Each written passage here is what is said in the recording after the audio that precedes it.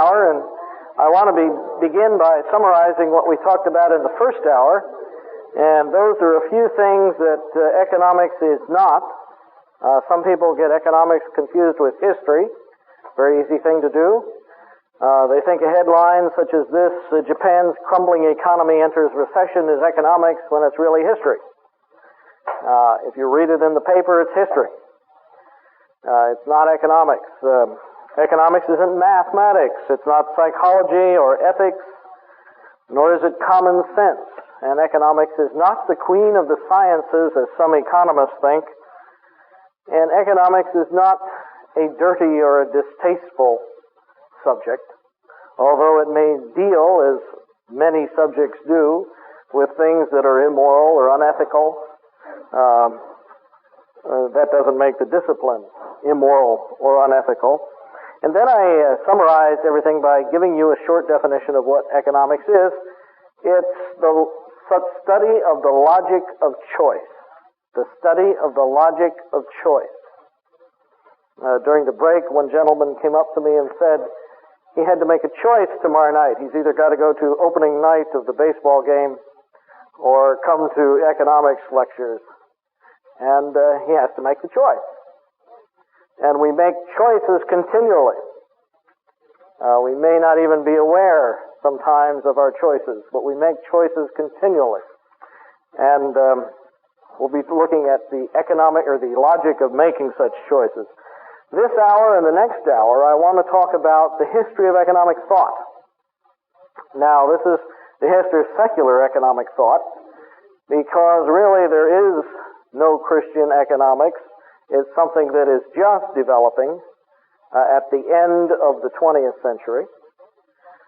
So we're going to be talking about a lot of men who are not Christians, but who are nevertheless very influential in the history of societies and in the history of thought. And the first one I want to talk about is Aristotle. Aristotle is easily the most influential writer or thinker in the field of economics. Aristotle was a Greek philosopher. He lived in about the 4th century BC. He was a student of Plato. And someone once said that the history of philosophy is simply footnotes to Plato. And that's not very far from the truth. And Aristotle was his brilliant student. You have there in Athens 3 men, Socrates, who was the teacher of Plato, and Plato, who was the teacher of Aristotle. And then Aristotle's most famous student, of course, was Alexander the Great, conqueror of the world.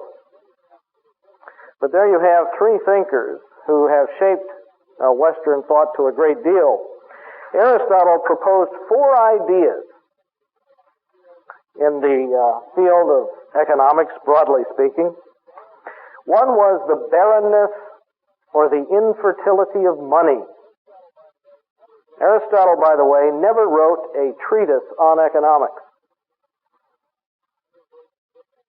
Never wrote a book on it. But he deals with the subject incidentally in the politics, for example. Plato dealt with it very incidentally in the Republic. But one of Aristotle's principal ideas was the infertility of money, the barrenness of money. Now, what did he mean by that? Well, he said money isn't like cattle. He says cattle are fertile. You can put a cow and a bull in a pen together and soon you have a calf. The cattle are fertile. They are not barren. But money, he said, is barren. Money doesn't reproduce. And he drew some interesting conclusions from that observation. A second of his ideas was the immorality of interest-taking. Aristotle said that anyone who takes interest is doing something wrong. Anyone who takes interest, if you make a loan and you receive interest on that, you're doing something wrong. That was the second of Aristotle's principal ideas in economics. Thirdly, he thought that all value, all economic value was objective. All economic value is objective. It's actually in the thing. The value of this whiteboard here is in the thing, just like its weight. That board has a weight or a mass. And its value is there too. Its value is objective. The same with this overhead projector and with everything. Value is objective. It's intrinsic. I'll use that as a synonymous word. Value is intrinsic or inherent in the object. I'm using all those words interchangeably. Objective, intrinsic, or inherent. And this is what Aristotle taught, that value is objective. And he also taught that when two people trade, when they exchange things, that the things they exchange are of equal value. The things they exchange are of equal value. Or at least they ought to be of equal value, or somebody's getting ripped off. Somebody's being defrauded. Those things ought to be of equal value.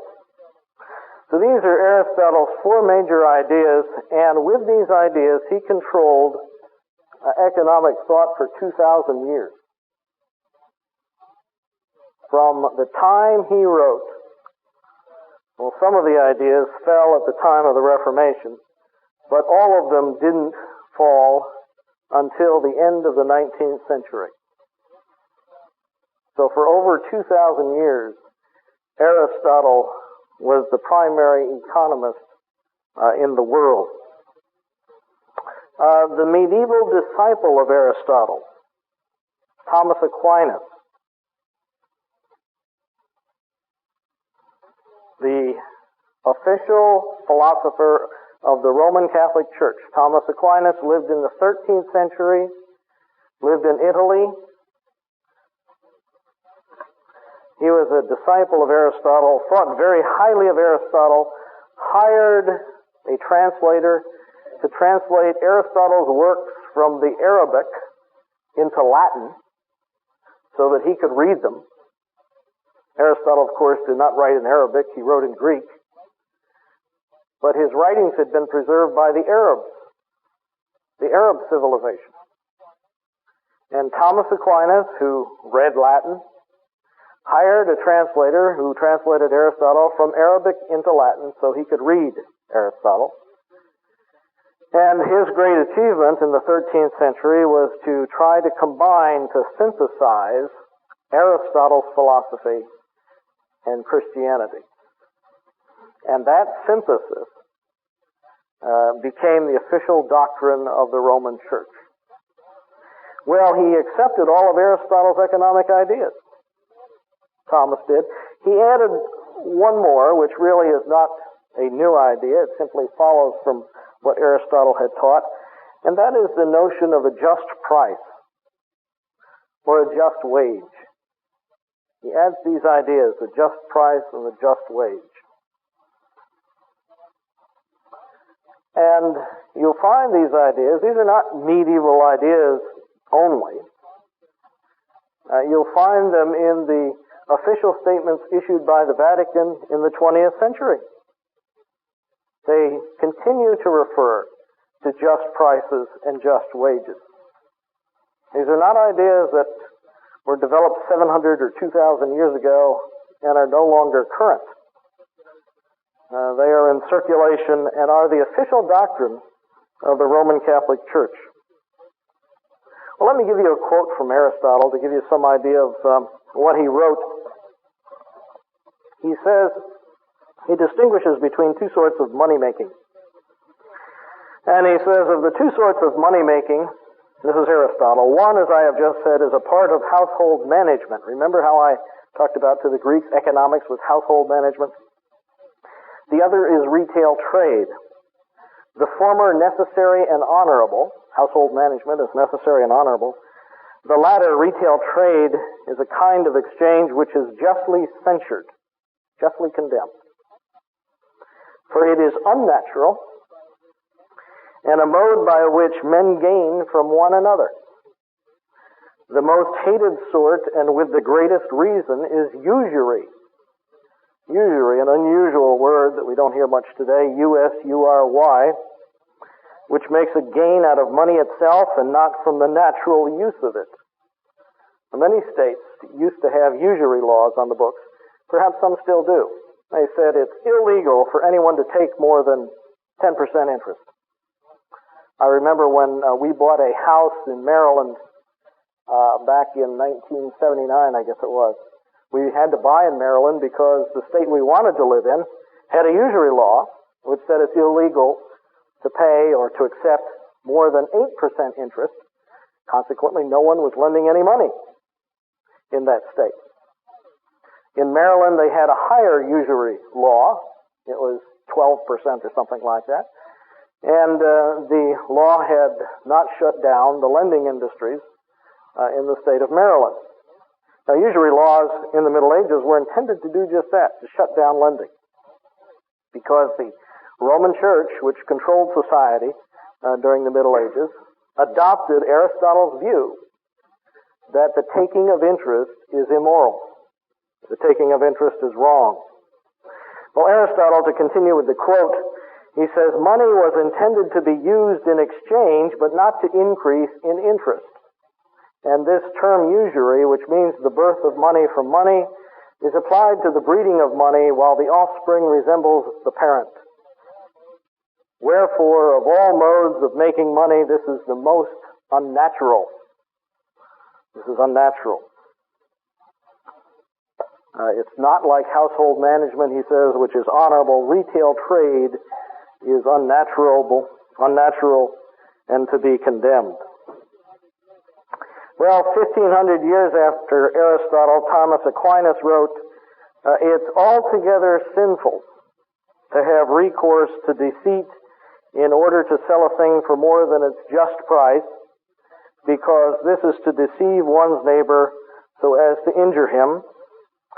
He wrote further, whatever is established for the common advantage should not be more of a burden to one party than to another, and consequently all contracts between them should observe equality of thing and thing.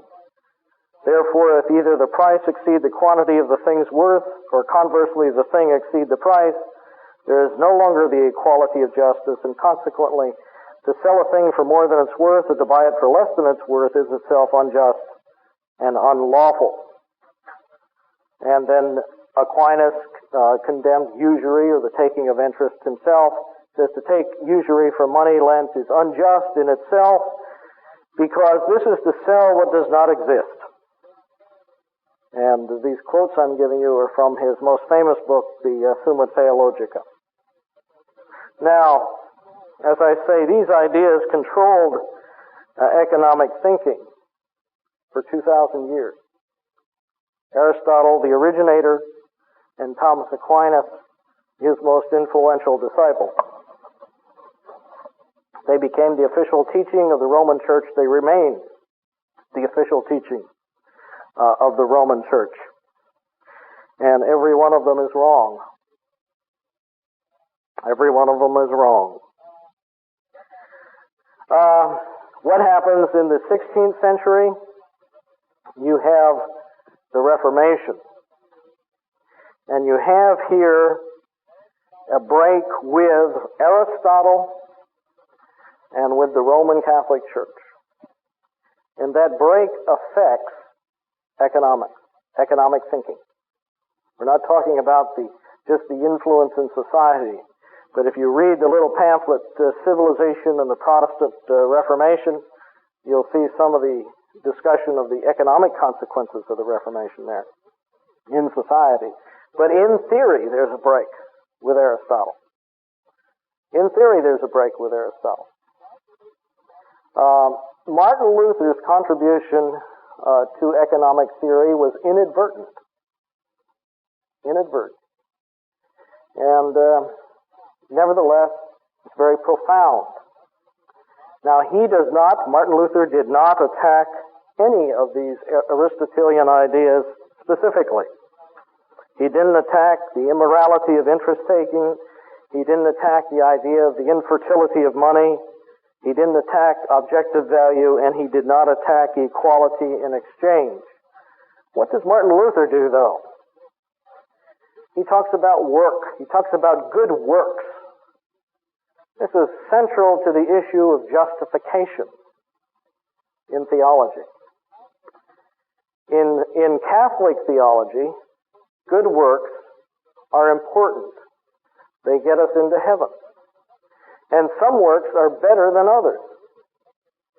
If you're a religious person, if you're a monk, or if you're a nun, if you're in a convent, if you're a priest, if you're a religious, and the Catholic folks will just end the statement there. If you are a religious,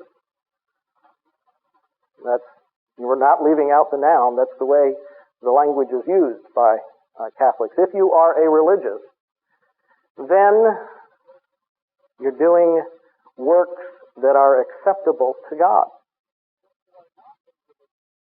If you are not a religious, if you're an ordinary person, if you're a farmer, a homemaker, a blacksmith, a milkmaid, whatever it might be, then you are not doing these good works. You're not participating in the singing. You're not participating in the life of the convent. You're not participating in the saying of the rosary at 3 o'clock in the morning. You're not doing any of these things. Well, Luther came along and he said, justification is by faith alone. It's not by any of these religious works that people are doing.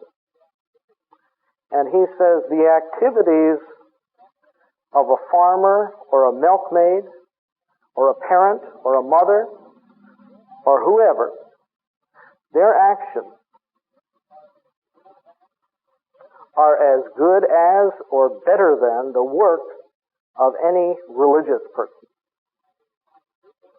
And his teaching on good works, read his commentary on Galatians sometime. His teaching on works, his good works, and the role of works in theology revolutionized the society of Europe. 300 years later, another German named, and I'll give you the English pronunciation, it's Max Weber in English, Maxweber, wrote a book called The Protestant Ethic in the Spirit of Capitalism, in which he discusses the impact of Luther's view of work, among other things, on economic development. He wrote the book because historians had noticed something very odd about the economic development of the Western world. And that is that the Protestant countries developed and the Catholic countries stagnated. So you see in northwestern Europe, you see development occurring in Germany, in Holland, in England, preeminently in the United States. You see this tremendous economic development in the 16th, 17th, 18th, and 19th centuries. But countries that are not Protestant are stagnating. Southern Europe, Latin America, and they remain behind today. They still remain behind. But the economic development occurred along theological lines. And Weber was not the first, but he was perhaps the most famous of the writers of the early 20th century. Weber, the English pronunciation, Weber, the German. He wrote a book trying to explain why capitalism, why free enterprise, emerged in the pattern that it did. Very interesting book. You should read it sometime. He makes some theological mistakes in it, but it still makes very interesting reading about the development of free enterprise, the development of capitalism. Luther, his revolution was in the area of work and the dignity of work, ordinary work. He says, if you're a farmer and a Christian, and you perform your duties because you want to obey God, and you do it out of gratitude, he said, you're doing something that is more pleasing to God than all the monks and the nuns and all the monasteries and convents in the world. I once heard a story about a Catholic gentleman who was more Protestant than he realized. His son became a monk. And he was very proud of his son who had joined the monastery.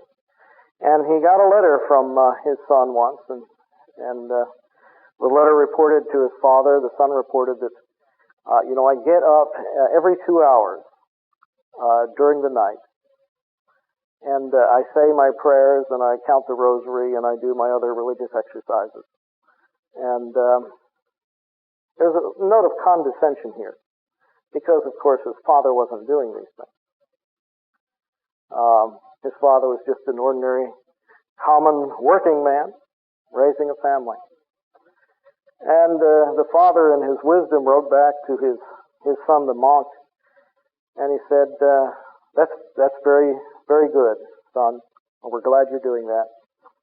And we want you to know that when you and your brothers and sisters were growing up, your mother and I got up every 2 hours, and we tended to the needs of little children, and we prayed for them.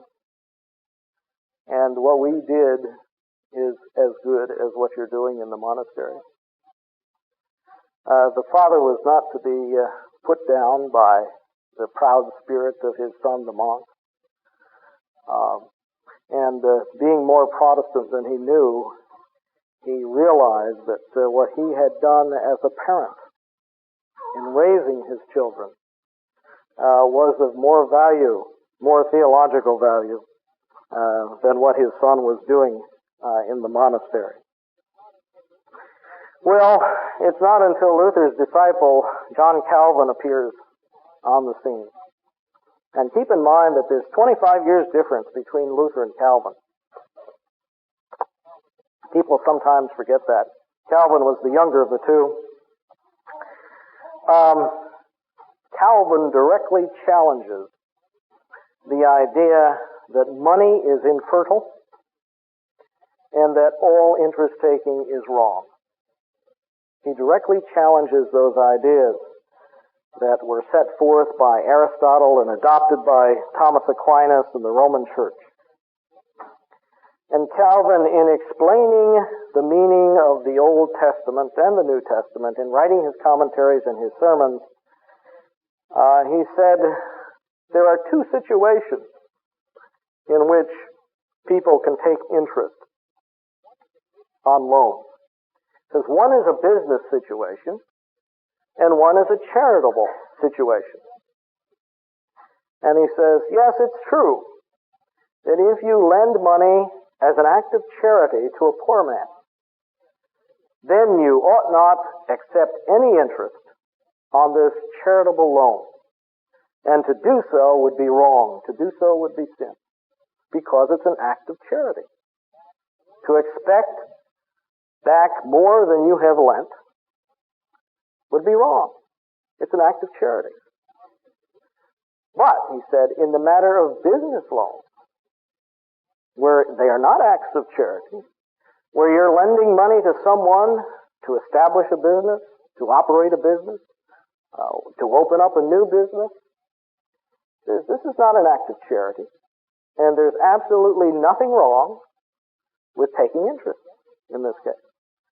And he directly denies Aristotle's teaching on the wrongfulness of usury, the wrongfulness of taking interest. This contributes, along with Luther's change in the idea of work, to the economic development of the West, particularly the Protestant countries. Calvin's explicit attack on Aristotle in that regard. Looking at some of the Puritans, Richard Baxter and John Bunyan, they wrote about what might be called economic matters, but they're more concerned with ethics than with economics, and they didn't develop their thought in any systematic way. But Luther and Calvin had laid the ground for some further progress in economic theory. Later in the modern world. Well, let's skip over to about the last half of the 16th century, the beginning of the 17th century. And a body of thought begins to develop at that time in the 17th century, late 16th century, called mercantilism. Mercantilism. The mercantilists, well, let's talk about the word for a moment. It's mercantilist is the mercantilist. Mercantilism is ISM, obviously. Has anybody watched Little House on the Prairie here? What do they call the general store? The mercantile. That was the old word for what we call a store. It was the mercantile. Mercantilism was the idea that one of the functions of government is to aid in the economic development of the business enterprises, to aid the merchants. And their doctrine was specifically boiled down to the idea that money is good, gold and silver are wealth, and things that contribute to the accumulation of wealth, meaning gold and silver, are policies that ought to be encouraged. And everything ought to be done in the national interest. So it was a nationalist idea. And this is the thinking that controlled the age and the development of nation states in Europe and the explorations of the New World. This mercantilism. It resulted in some very interesting policies, which again are still with us in the 20th century, at the end of the 20th century. Mercantilism, since it believed that wealth consisted of gold and silver, said we need to aid the merchants who are exporting things. Because when they export things, the gold and the silver come into our country. And gold and silver are wealth, and we all become richer. However, we need to discourage merchants who are importing things. Because when we import things, we have to pay out gold and silver, and we become poorer. Exports are good, imports are bad in mercantilism. And you see the same idea present at the end of the 20th century. Of course, the people that hold the idea don't call themselves mercantilists anymore, but you see the same concern. We shouldn't be importing so many things from Japan or wherever. We ought to be exporting more things. We have a trade deficit. And if you pick up the newspapers, you'll see this all over the place. We have a trade deficit with Japan. You never hear about the trade deficit with Canada for some reason, but we always have a trade deficit with Japan or a trade deficit with China or whatever the case might be. Korea, Indonesia. We have all these trade deficits. That is, we're importing more from them than we are exporting. And going back to our mercantilist roots, imports are bad and exports are good. So what we need, and you find this in a lot of policy discussion today, 300 years after this body of theory developed, policies, how can we encourage exports? How can we discourage imports? And you see all sorts of recommendations for doing those things. The mercantilists, of course, said, use tariffs. And people today say, use tariffs. Tariffs are taxes on goods being imported. So they will tend to stop things from being imported. They're taxes imposed at the border on goods coming into a country. Subsidize exporters. So, under this type of thought, in the 1930s, the government set up the Export-Import Bank for the purpose of subsidizing exports in the Roosevelt administration. And today we have all sorts of international trade policies designed to do these very two things: encourage exports, discourage imports. We're still laboring under the influence of mercantilism. Again, this is not an idea that was popular 300 years ago and then disappeared.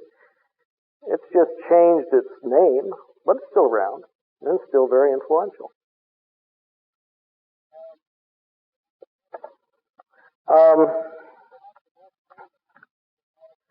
Perhaps the most famous book in the history of economics was written against mercantilism, The Doctrines of Mercantilism.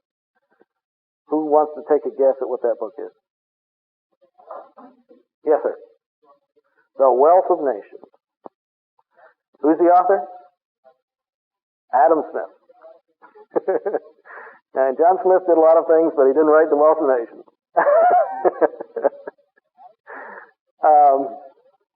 Adam Smith, a Scots philosopher. He was professor of moral theology. He was not an economist. There was no one in a college in the U.S. called an economist until the end of the 19th century. He was a moral philosopher.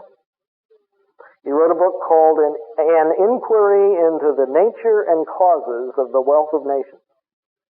An Inquiry into the Nature and Causes of the Wealth of Nations. 1776.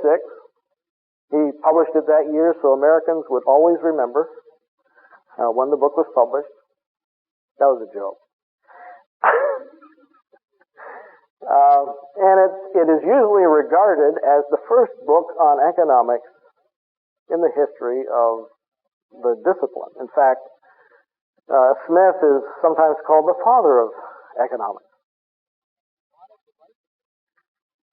And he wanted to write the book to defend free trade, free international trade across borders, and to attack mercantilism, the idea that exports are good and imports are bad. And he did it very ably in that book.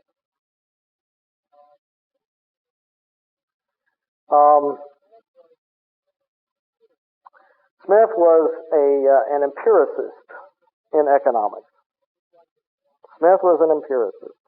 Just like in philosophy, the economists break down into two broad categories. One was empiricist and one is rationalist.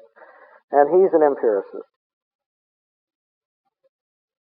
And he includes a great deal of history and a great deal of observation in his book on the Wealth of Nations. But he's always endeavoring to undercut empiricism. He becomes the founder of what's called the classical school of economics.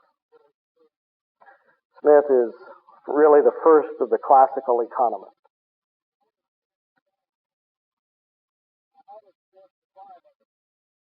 Now, how did Smith define economics? Economics is for Smith the science of wealth and welfare. The science of wealth and welfare. Here's an exact quote from Smith. Political economy, which is the old word for economics, political economy proposes to enrich both the people and the sovereign. Both the people and the sovereign. Now, about the time, in fact, a little bit before Smith wrote The Wealth of Nations, there was another gentleman named Bernard Mandeville, who wrote a book called The Fable of the Bees. The Fable of the Bees. in which he argued that private sins lead to public good. Private vices lead to public good.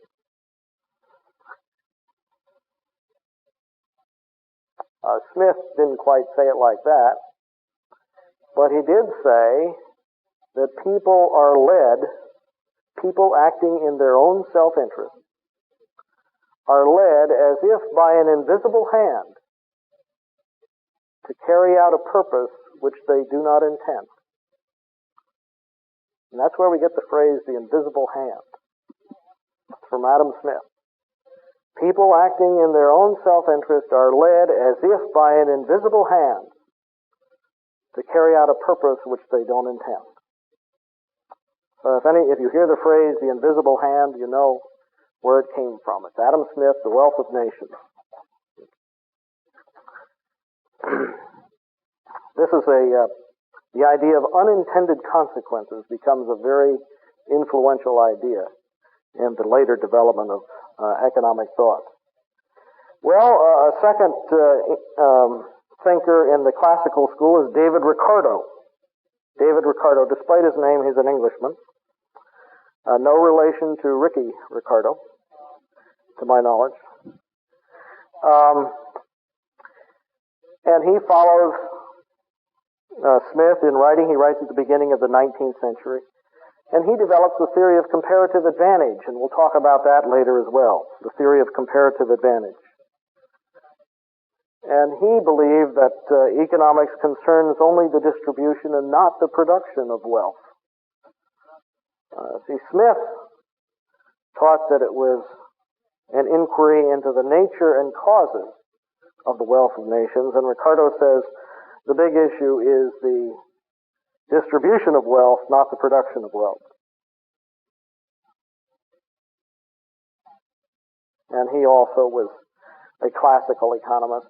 Later on, you find men like James Mill, the Scots philosopher James Mill, and his son John Stuart Mill, a very influential English philosopher in the middle of the century, also writing about economics, and they're members of the classical school. John Stuart Mill becomes a socialist late in life. And studying his thought is a very interesting, fascinating study, because he starts out as an advocate of free enterprise and ends up as a socialist. Well, you have also writing about that time the English historian Carlyle, Thomas Carlyle. He has nothing but contempt for economics. He calls it pig science. Pig science. I suppose that might insult some veterinarians, but he thought economics was pig science. Then you have, moving into the 20th century,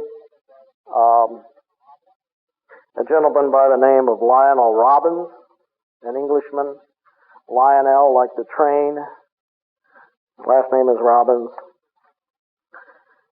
He comes closer to an accurate definition of economics. Economics is the science which studies human behavior as a relationship between ends and scarce means, which have alternative uses. The science which studies human behavior as a relationship between ends and scarce means, which have alternative uses.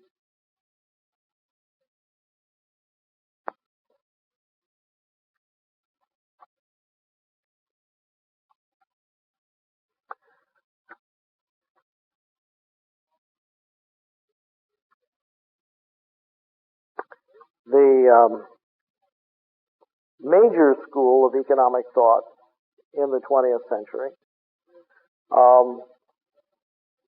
is the neoclassical school, which developed at Cambridge University in England. And they self-consciously went back to Smith, they went back to Ricardo, and tried to recover some of their insights and to develop them further. But economics, beginning in the 18th century, probably beginning earlier than that, but in the 18th century, you have the development of a number of different economic points of view, economic philosophies. And I'm going to open it up for any questions that I might have raised in this first 45 minutes here. And before I get into the scattering of views in the 19th century and 20th century. Are there any questions so far? Have I muddled things up, or do you need anything clarified about Aristotle or the Reformation? Yes, sir.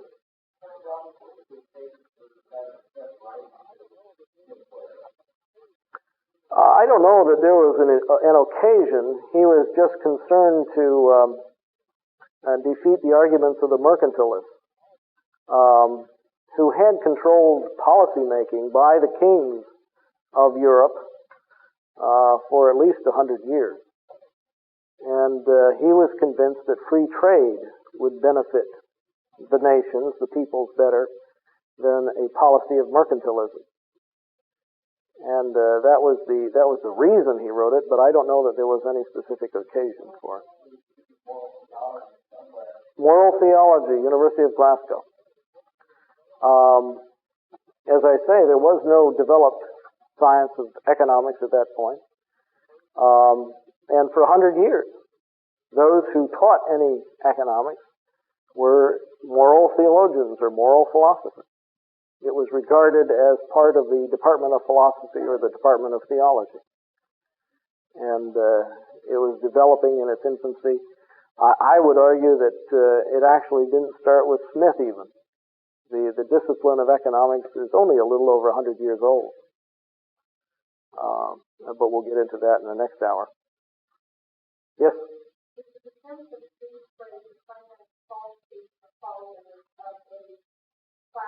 Yes. Defense of free trade.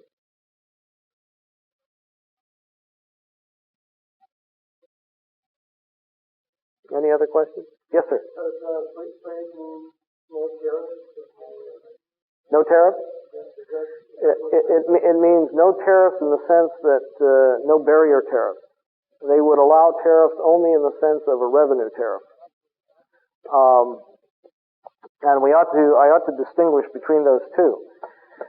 If the purpose of levying a tariff, which is a tax, keep in mind, imposed at the border on goods coming into a country, if the purpose of that is to raise revenue for maintaining the functions of government, then you're going to want to set the tariff at the rate in which you'll receive the most revenue.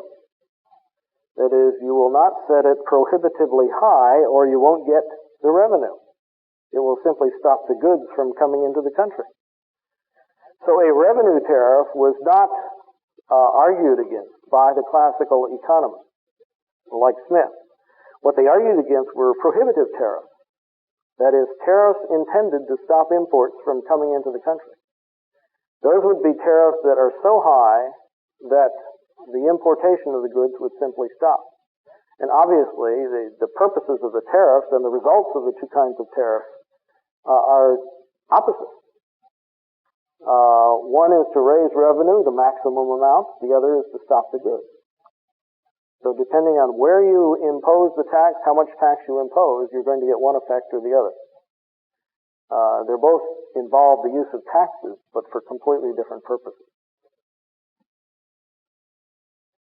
Yes, sir.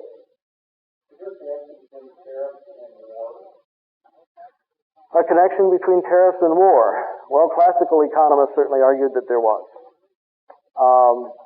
In fact, one of the sayings that came out of the classical school was that when goods cannot cross borders, armies will.